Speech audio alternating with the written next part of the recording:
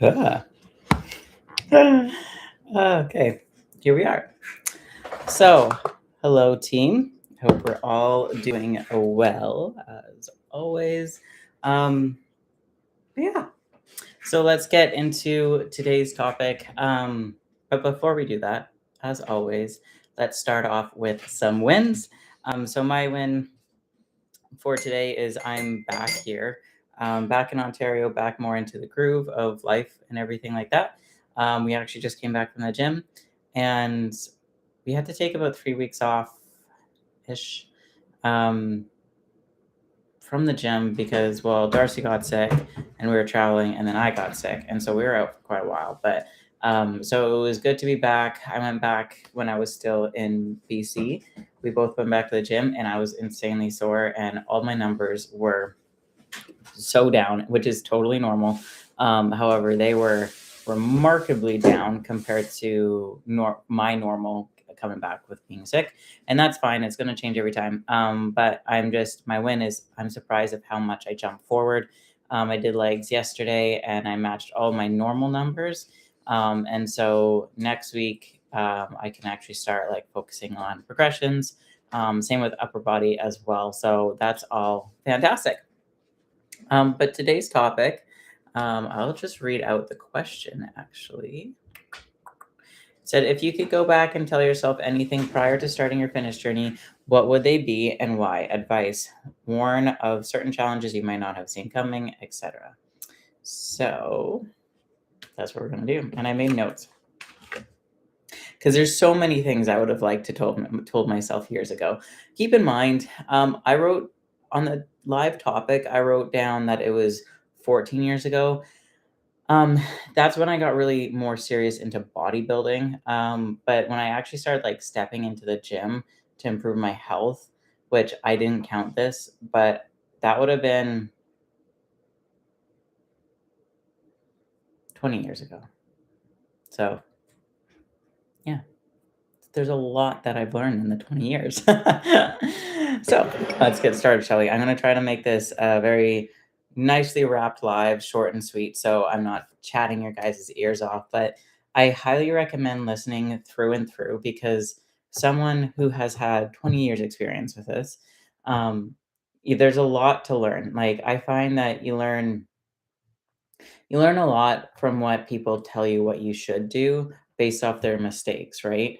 And so always, always, always learn from their mistakes because you get to jump one step foot ahead. If you, for example, if you're here and like let's say I'm here obviously because most people are just starting or they've been at it for a few years or whatever.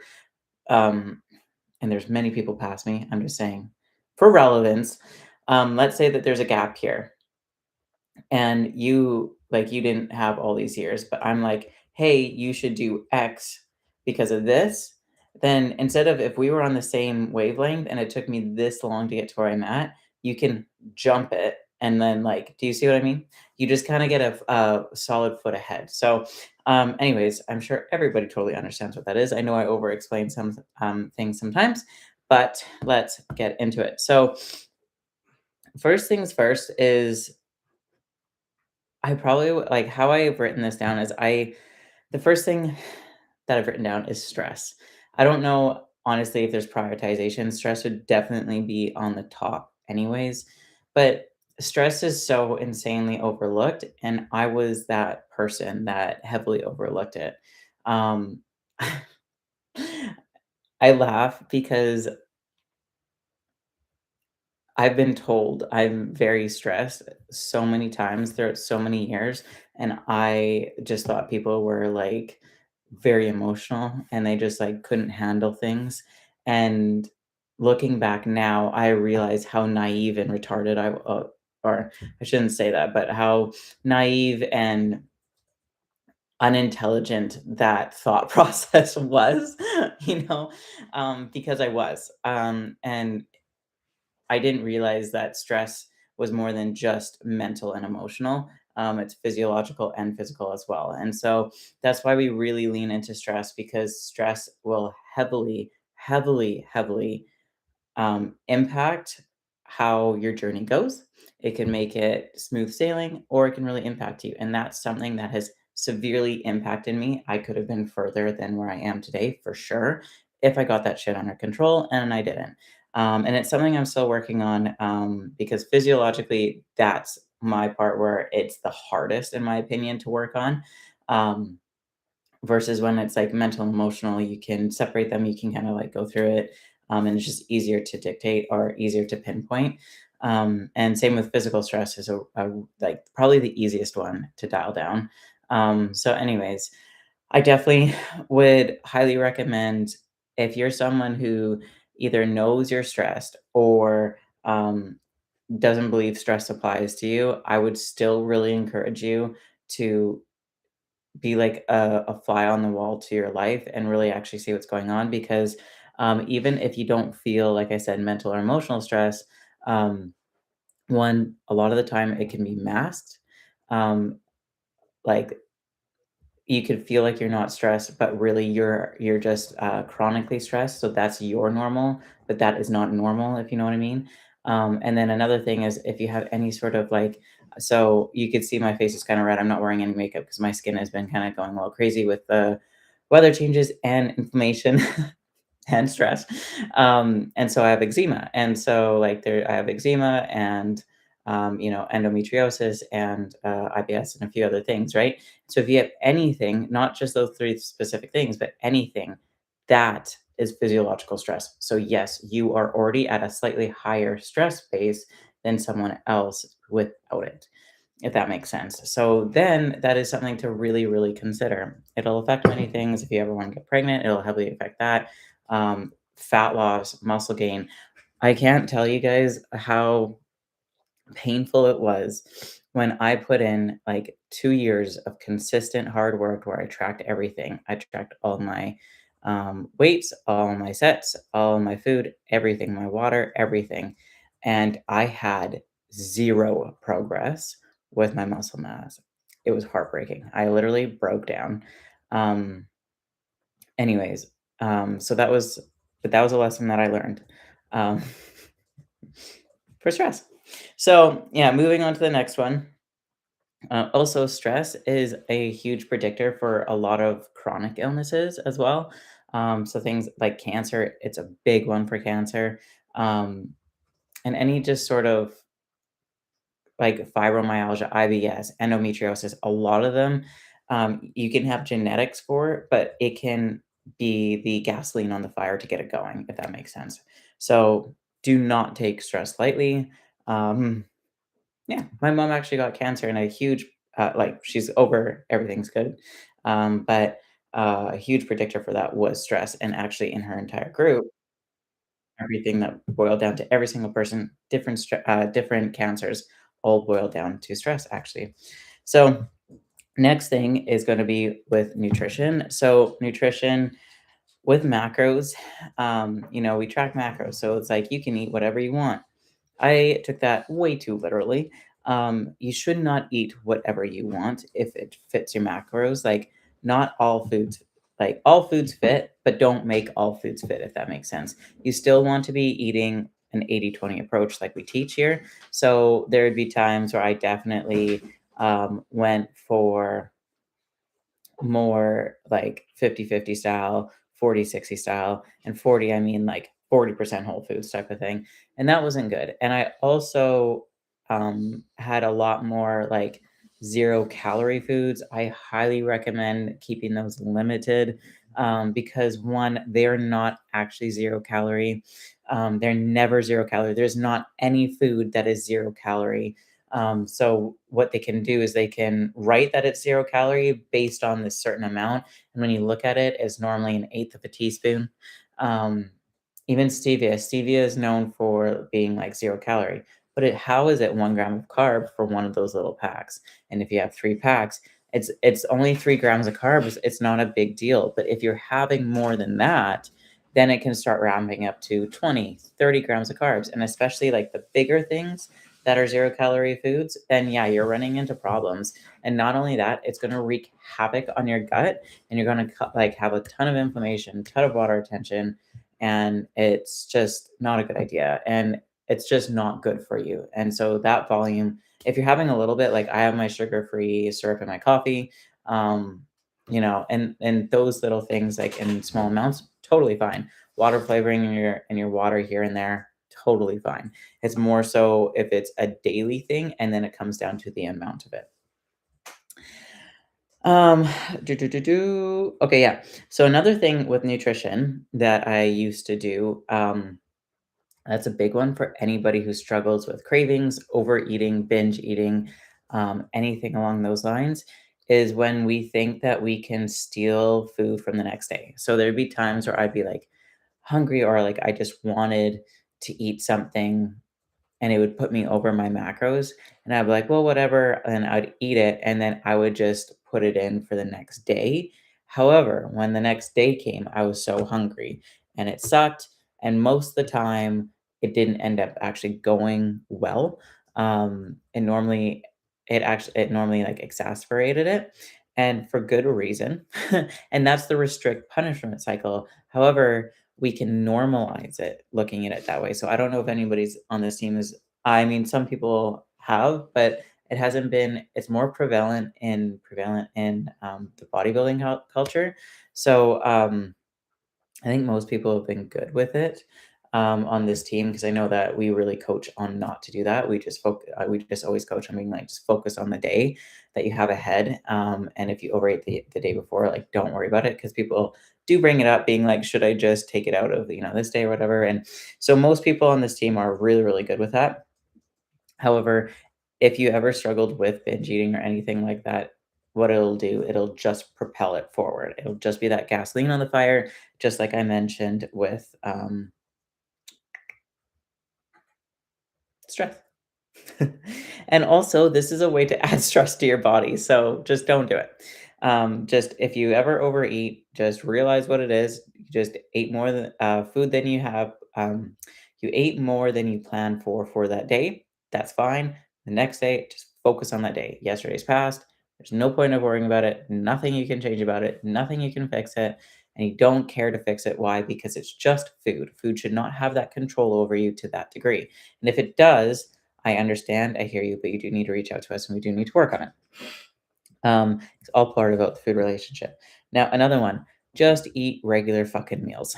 Like, oh my gosh, the amount of times I tried to like like eat less throughout the day and then have a lot more right before bedtime. That was fine, but it still was not a good system to have, because one, my energy was shit. And it's not that like I didn't eat throughout the day. I was eating throughout the day, but it was a lot less. And so my satiety, my hunger hormones were all over the mat. I just didn't perform well in the gym. I also was heavily looking forward to nighttime, and that was like my peak moment was nighttime because I got more food, I was able to eat more and just feel better, right? And so, never like I want to break anything. Like if you ever find yourself being like, I can't wait for this or I can't wait for that when it comes to food, sometimes it's fine if it's like, hey, we're going out for dinner, really looking forward to it. That's one thing. But if it's a daily thing, we need to look into that. Now, if it's something like, I can't wait to eat my lunch because I just have this like obsession with tuna salad and I just really want it. That's fine too. Like, but it's more so when it comes down to sweets, savories, timing of day, you know what I mean? And things like that. So there's a lot about food relationship that I wish someone just told me right off the bat. Um, and kind of was like adamant about it. Um, because I would have jumped ahead years in advance if I just ripped the Band-Aid off and just did it. Because eventually I did, and that's how I live now today, and it's so much better, and that's what we preach as well, right? Another thing for me is I would have told myself to eat meat at breakfast. The reason for that is not that everybody needs to do that, but for me specifically, that's how my body digests the best, and I feel the best. I have the best energy, and I've been doing that for a while now. And I literally eat a carb, and a vegetable for pretty much breakfast, lunch, and dinner. And I know that that sounds probably dirt boring, and not everybody needs to do that. Darcy eats protein oats for breakfast. That's totally fine. But for me specifically, I noticed such a big change in my energy levels, and my cravings are non-existent. Ever since I started doing that, I do not crave like anything at all. Um, and it broke a lot of like it didn't break my willpower, but it broke the thought that I needed willpower to be like, okay, only 2 squares of chocolate. It's just like I just don't care for it anymore. And so that was a huge groundbreaker for me when I decided to do that. When I first started, it was hard. For the first 3 days, I was like, "Oh, this is boring," and then it was like a flip of a switch. I got over it. I love it so much, and I feel so much better. And I'm performing so much better in so many arenas. So something that I would recommend. Another thing is okay. Now we're going on to training. So yeah.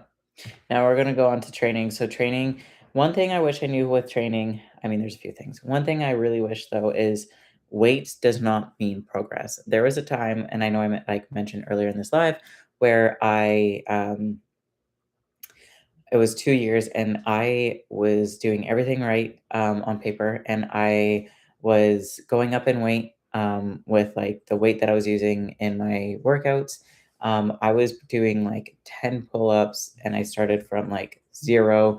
I was doing at least like 3 plates aside for hip thrust.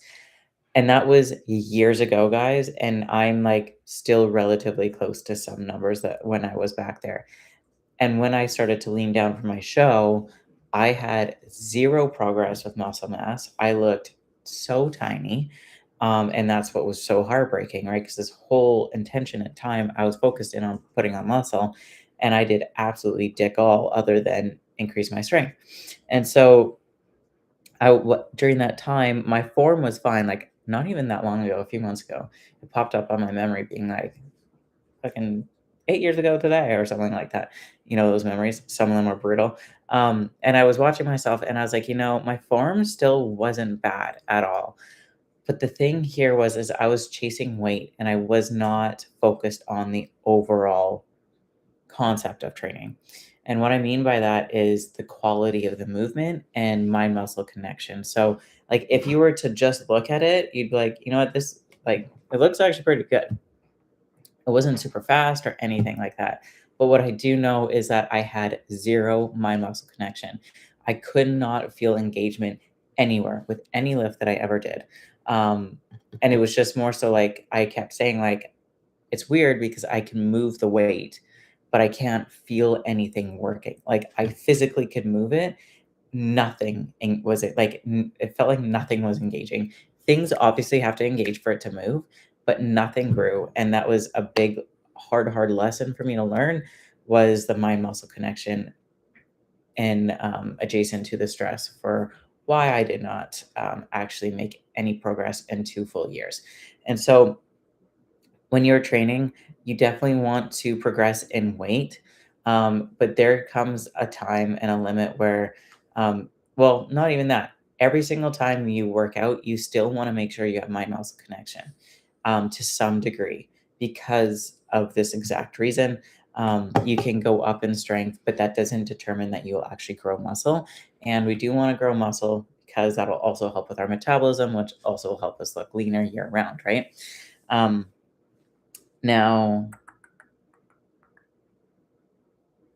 okay, I'm just gonna go into the next one here, which is, and adjacent to that, being lean year round, a big one, which I wish someone told me earlier, was the holy grail is steps.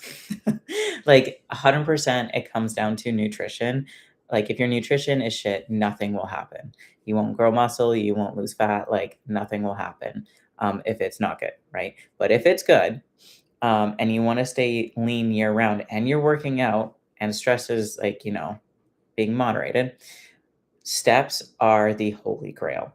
Like steps should be the biggest driving factor, not just for, I mean, to be lean and tone and stuff, but also for your mental health as well. It is such a big impact. And so I always get my steps outside normally. Sometimes I'll get them inside, but if you could get it outside, that's even better. But seriously, steps, it's so good. Also for your heart health as well.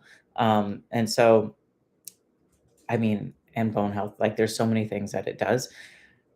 But what I've noticed is the easiest way for me to keep like how lean I've been is keeping my regular meals like with meat, a veggie, and a carb, all three meals. Obviously, water is important. Training and then steps. Like it's been the easiest thing when I've had those locked in. Um, Crazy easy, you know. Um, that being said, I don't want to mislead anybody. Another reason why it's easy for me to stay lean is the amount of muscle mass I have. So that's something that I also wish I knew when I was younger was when I had less muscle mass, I would look at people who were more toned. And all that tone means is less fat, more muscle. It's because like they can give that like in your shoulders, you can see like the roundness in them. And the reason being is that a lot of people we all have muscle, but it's a lot smaller muscle. And so for it to actually show, you can be like so skinny lean and you could still not show much of a delt because it's not there. It's not filled out. If you imagine a balloon and it's totally deflated, um, and you put a piece of saran wrap on top of it, the saran wrap is still gonna lie flat. But if you blow up the balloon and then put the saran wrap on top, it's gonna curve over that balloon, right? And it's the same with muscle mass. And so um, I always was chasing getting skinnier, but what I didn't realize what I needed was a lot more muscle mass and just to focus on regular food and training and give it time and be consistent with it. So that was one like going off of steps. Um, yeah. So now moving on. Um, I'm gonna kind of circle back to training here. So more doesn't equal better, and that goes for training and cardio. So more exercises does not mean you're gonna grow more. More reps doesn't mean you're gonna grow more. More time on the treadmill or elliptical or whatever doesn't mean you're gonna lose more fat. Okay. Um, a lot of the times, even if you're doing everything right, this can actually hinder you. So if you are higher stress as well, like you can almost guarantee that it's going to hinder you. Now, if you're not, you can still hit this wall where you're just overloading your system and it's going to stop responding. And so we've had clients, I've actually made posts on my social media about, should make another post about it actually, but where they're doing so much cardio.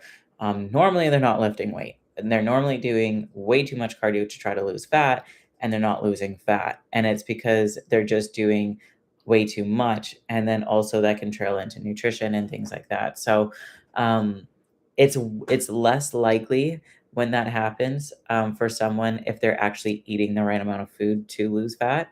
But I know firsthand with my body when I've been in prep where I've been eating really little, doing a ton of cardio, and I just hit this plateau.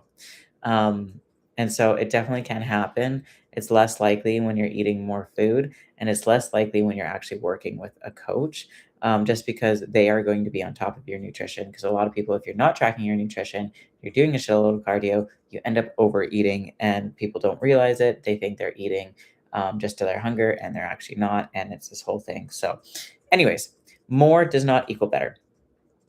Just lately, I used to always, well, not lately, I used to always do a lot of volume with workouts because I want to gain muscle so incredibly badly to get my pro card. You guys, you have no idea. I've been working for it for 12 years.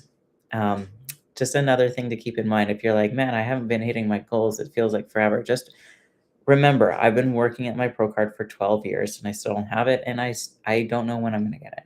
And that's okay. But I'm never going to stop trying because if I stop trying, then I know for sure I'm not going to get it. But if I never stop trying, then there's always that possibility. And I rather always work for that light of possibility than make my grave known, that is never going to happen, you know? So just to keep in mind, like Darcy and I have gone through things like that where, because I know how frustrating it could be not hitting your goal. Um, but there's no point of ever stopping, right? Because time is always going to pass. So yeah, so that's where my training came in, for doing more doesn't equal better. I would do a ton of like reps or sets or just like exercises. So one time I was doing 5 exercises, 5 sets for each exercise, and the reps were like normal reps, like 8 to 12, 10 to 15, type of thing.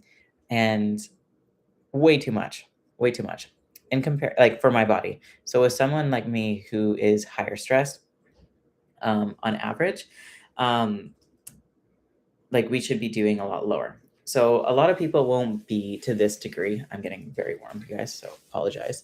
Um, Normally, we won't be to this degree of stress, but there are some people actually right now in on the team who are at that physiological stressor point, and they will know because we've had this conversation. And their bodies are so extremely stubborn, and I get it because my body's the same way. And so they would be considered someone with a lot higher physiological stress where it's actually impacting their progress. Most people, though, are pretty good with their progress. Um, if when they're doing everything right, their body's responding well and things like that. Um, so for those people who have higher physiological stress, we would want to bring it down to like 4 sets, 2 sets per exercise, like 8 to 12 reps at most. And not only that, we are not hitting failure for every single exercise at all. We're like leaving like 1 to 2 reps in the tank, maybe sometimes zero RIR, like failure. Um, and I actually have been throughout my whole season of training, I've learned that one, accessory movements for most things are so unnecessary, unless you really want to work them, or if you're just starting out, then it might be good. But compound movements take the cake. So I never ever train triceps. I haven't trained triceps and biceps or my calves for about, I want to say like 5 years almost. I and my calves have been even longer.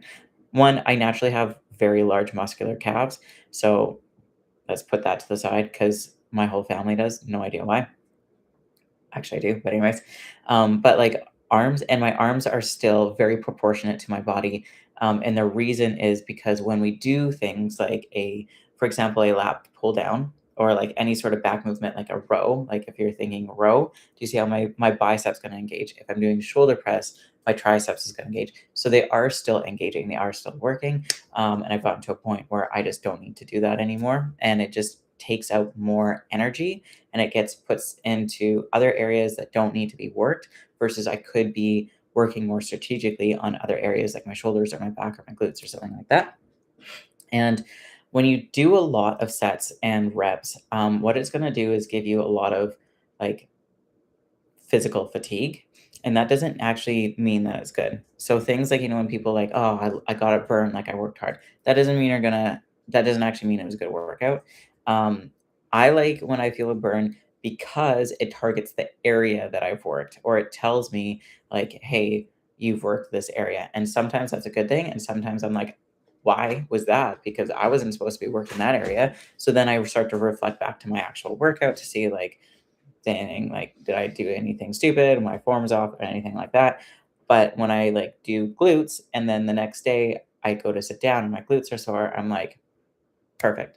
I just know that that area was targeted, but it doesn't necessarily mean that I 100% have progress, right? And also, when you have a huge workout, you feel exhausted and you're like, oh, that was such a great workout, right? But then throughout the whole day, your energy is trash. That's because it's too much. And also, when it's too much like that, you just physically cannot put the effort into lifting the way you need to build muscle. And so all you're doing is just absolutely annihilating yourself with energy. And you're not even going to get the outcome you want. And then throughout the entire day, it's such a struggle to get through the fucking day anyway. And then you don't get the result that you want. So more does not equal better, is what I'm trying to say. And then, oh, another I'm just coming back down to my last two, so I'm gonna try to wrap it up so it's not a super long live for you guys here. But um, I wish I stopped looking at people on social media. And I took what they said more genuinely. And so a good example is I'll never forget this girl that I kind of looked up to. She was a pro bikini competitor, and she would always talk about how she would have really high food. She'd have like 1,800 calories in her leanest stage. And so for me, I was like, "Oh my gosh, like that is goals. Like I would love to be the leanest like I am here and eating that much." Because normally I was at like 900, 800 calories. And now that is not the case. And never ever get to that low. That these were very extremes and they're bodybuilding and it's a very temporary thing. So do not do that. And so I was like, that's so goals. And then she like would always say being like, I never understand why someone would eat off their plan. Like, just don't do it. Like, you clearly don't want it enough. Or, things like I never eat off my plan. I like care too much to do something like that. And I was really struggling with binge eating. So you can imagine the amount of guilt and shittiness I felt reading those posts because I thought something was wrong with me. In reality, those posts were not true. Okay. Once I actually started to see the true reality, once I got more experience and started to see more into things, so many light bulbs. And so another thing is people will post like I haven't done this in a while, but like I used to post workouts. And take it from me, when I would be lifting weight, normally, if I'm posting a workout to follow, if I'm like, "Hey, like, this is a great workout," it's a great workout.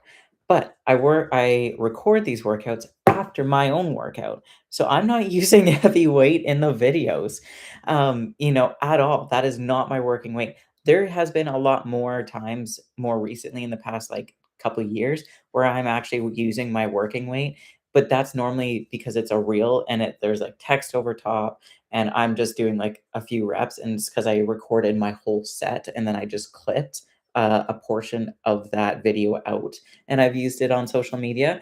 And so then it's my actual true working weight.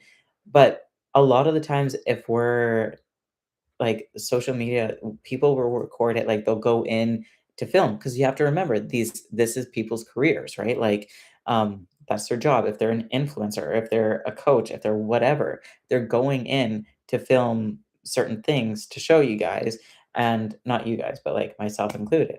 And so there'd be times where I would be looking up to these bikini competitors and I'd calculate their weight on their videos, and I'd be like, "She's only doing 2 plates aside for her hip thrust. I'm doing 3 plates aside and more, and I still look way smaller. How is this happening? How is this a thing?" And then I got to realize that, 1, you never know the reality of the situation. 2, like I mentioned, you never want to go up in weight if your mind muscle connection is not gonna be there, if the quality of the actual rep is down, because that was a huge hindrance of muscle growth. So right now, I'm lifting less than I was, um, even a year ago today. I'm lifting less and I'm progressing muscularly more. And so never compare, and also what you see on social media, like, now it's come out a lot more, but before, like, 10 years ago, it wasn't really a thing, like, everybody just posted, like, how their life looked, and it looked so amazing, and I promise you, everybody is human, like, no one has unless someone has crazy genetics, which is like, so rare. So if you see multiple people, something's wrong. If you see one person your entire lifetime, maybe you're right that they have special genetics, but otherwise they don't. Like, I promise you. Also, you have to take into effect a lot of people that you see are not coming forward with things like what they're using behind screens, what their actual food relationship is like. People can show that they go out and they eat all these foods and they look really lean, and they actually have a raging eating disorder. Whether it's bulimia or binge eating, or they don't eat like a form of anorexia where they just like won't eat at all, but they'll only eat in front of people, type of thing. Or they can be using things, whether it's like drugs or drugs. I don't know what else it could be. I don't know what else. Like you can't use a supplement. Supplement would never have that effect. Um, do you know what I mean? And so now that's way more prevalent with like things like Ozempic being out there, and things like that. Now that people are like, oh, okay, I can probably see why here. Um, but you never ever know.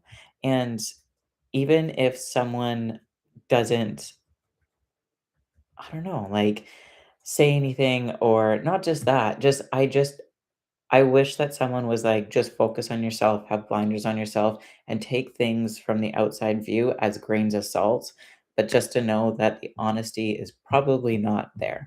Because it's also very hard to be completely like, I'm not completely like, I'm not gonna share my relation everything that goes on in my relationship with Darcy. I'm not gonna share everything that goes on in my head with the internet. Why? Because that's insane, right? Like, we do have boundaries to protect our life. Now, other people go to lengths where they'll lie. So if someone's like, "I've never taken Ozempic," and they've taken Ozempic, you know, then they're obviously lying. Um, and so then there's people like that as well. And so you just got to be mindful. Like what you see on the internet is not foolproof, is not through and through. And I think a lot of people have grasped that now, which is great. But it really destroyed a lot of people mentally and emotionally for a long time because, they just, like myself, like, you just thought people were genuine and honest, and I shouldn't say destroyed, but really put you on the wrong path, right? Um, and so now, my last thing, and I probably should have started with this, was gut health. Gut health is so insanely important. Gut health, though, kinda like what I was just talking about with like social media. Gut health, I feel like, is becoming more prevalent as well of to people of how important it is. But everybody's always like brain health, and that really matters. But guess what? Those two things are heavily connected. And if something is off, it normally comes down to your gut. Not always at all, but especially if it's hormonal. So every single woman is gonna like heavily be impacted by your gut. And there's other things too that impact hormones for sure. And so it doesn't always need to be your gut, but your gut is so massive in everything. It's hard not for your gut to be affected. If it's like your adrenal glands, it's hard for your gut not to be affected by that because if they're not producing the hormone that you need, then your gut's not being able to absorb it. And it's this whole thing. So, gut health is super, super important. And it just circles back to just eating regular meals, regular times that are whole foods and stop overcomplicating it. Um, Doing the basics will get you there. And also just have fun because if you're trying to rush through the process, I guarantee you, if you're trying to put on muscle, you can put on muscle for sure. Like, obviously, we're all putting on muscle, but it's a slow process. And for some people, it can be a lot slower than others. Um, and again, don't compare because you never know what's going on behind the scenes. That said, I hope that that was helpful. I know that that was a lot, and there's even more that I would go through, but those are the biggest things that I definitely remember from the past of how much it impacted me and how it actually like changed my direction. And I always ended up looping back. But if I was able to cut all these detours and I was just able to go straight, I would have progressed so much more quickly in so many areas of my life, but that's okay because learning is everything and we all learn in our own ways. And my whole goal was just to get to this end goal. Um, Something that I was actually telling Darcy, I'm going to say this and then end it, but he was kind of struggling with. Right now, we're trying to move to Florida, and there's been a lot of things coming up that have been actually stopping us from moving there. We were anticipating to move actually in March, April, so in a few months, and there's been a lot of things being like, we now have no idea the timeline, which is life. That just happens. And he was getting more caught up on like what pathway to take, and like it was overwhelming him and stressing him. And I was like, now this is me speaking to him. Okay, so change it, for you to a male, but I was like, you have to make the big goal your anchor. So our big goal is to move to Florida. Okay. Um, Florida may move. Wait, well, not move, but it may change. But right, like it's moving to Florida. That's our big goal. So that's our anchor. And we have to create certainty. So that's what we're certain in. How we get there is uncertain, and so we're not going to focus on or put our energy in these pathways other than like being like, this seems to be the best pathway, let's pedal to the metal with this one. Okay, doesn't seem like the best pathway, we're going to go down this one, pedal to the metal. Okay, no, not anymore. Okay, we're going to pivot here. But getting caught up in these pathways, there's no point, because the end goal is what is certain and what we're anchoring to, and that's the only thing we're focused on. These other things are not important. And what I said was, your anchor, your end goal is like your wife. So don't get caught up on the flings and the one night stands when your end goal is not even a part of it. It's your wife, right? And so it's the same thing when it comes to like, if someone's trying to lose fat, let's say, and they have like 50 pounds to lose. Don't focus on like how you're like having all these obstacles right now, like your fridge broke and then da da da, and then like you got sick or whatever. These are just pathways, these are just flings. Your end goal, though, just keep that in mind and just anchor that in. So if you're sick, well, we pivot right now. Oh, your fridge broke. Well, we pivot, and it's the same thing. All right, that's it. That's all. That's an extremely long live. Sorry, guys. I thought that this was gonna. I was trying to make it shorter. Um, I just feel like I can talk about this for so long. That said, though, I would love to, if you made it to this far, please tell me your biggest takeaway. What was the most helpful? Because I would be happy to dive in deeper into anything more specific. If you're like, hey, I really like this topic, or if I didn't talk about a topic and you're like, I would love for you to like talk about this. Is there anything that I should be aware of, or like da da da? And then I'll make a separate one from that, because there's so much that I can talk about here. So I try to get the most important, biggest ones that impacted myself. But I can definitely make it way more specific and dive even deeper into that. That can help you even propel further. That's it. That's all. Have a wonderful rest of your weekend. Have a wonderful weekend coming up, and I'll see you guys all later.